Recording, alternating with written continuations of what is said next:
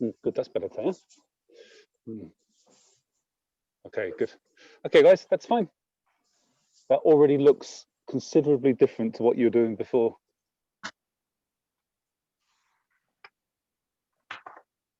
So I would say, Gerge and Paya, you managed to do it almost to the end, I think. Your right hand didn't come onto the center line until the very last moment.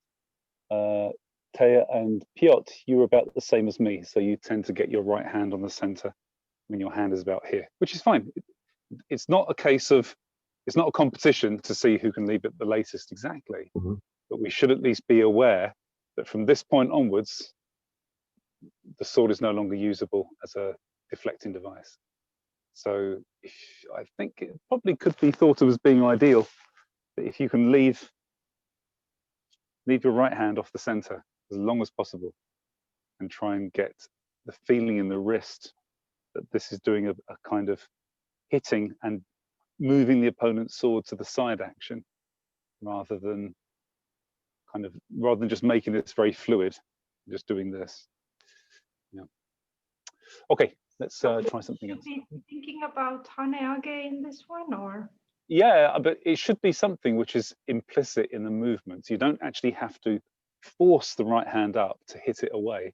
If the enemy's sword is coming down and it's coming down fast, then you only have to move your hand up at reasonable speed to deflect it.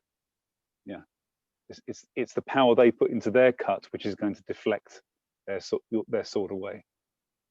Yeah. I was just thinking about this kata when the, I mean, we're starting from sitting and then we're rising up. Yeah.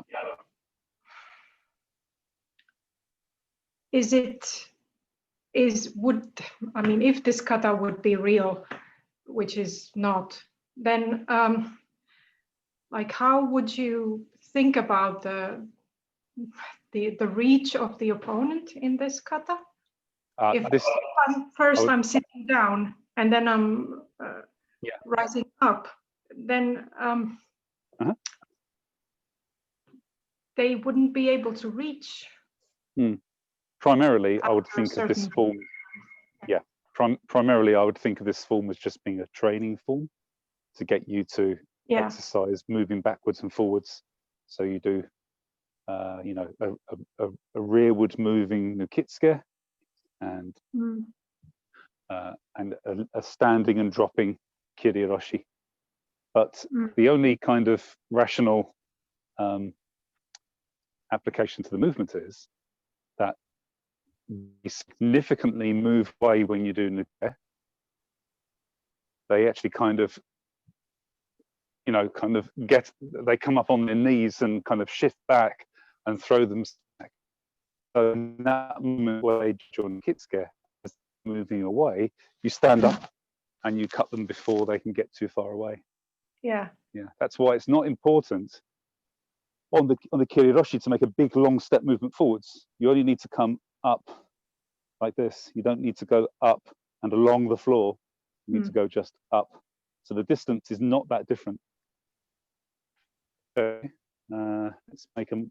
Can you guys put a mark on your screen where you see me do kiriroshi? So here's nukitsuke, and then shohat here. Yeah. No, it's not. So if you put your finger where my head is, okay, and then from here.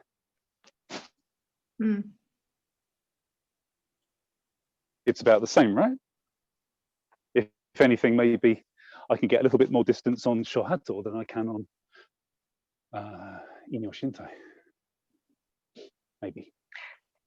But do you, okay, it might be a stupid question, but in Inyoshintai Kaiwaza, do you have to think about this as well, or seeing some like ideas what to do with the after the block downwards, that you actually might be sort of throwing the other person's sword away, but do we need to think about this when we go into Furikaburi, that we're also not really. we should be thinking about deflecting again on Furikaburi. The idea of throwing the opponent's sword away. I mean, it's a kind of application of this movement, but actually this is more in lines with what Jushin is supposed to be doing. Oh. And the emphasis we should be giving on Shinden Ryu, in Shoden, is that we're not wasting time. That basically, in the moment of doing the block, we're not stopping the opponent's sword here. It's not like their sword is now pressed against ours. This should be a hit. So their sword, can you hear me still? Sorry. Yeah, their sword should be knocked away in that moment. So if they're doing a kit scare, so I know you can't see this, their sword should be knocked back. And in that space that is made by you knocking their sword back, you move in and you cut down the center. Did you hear that? Okay?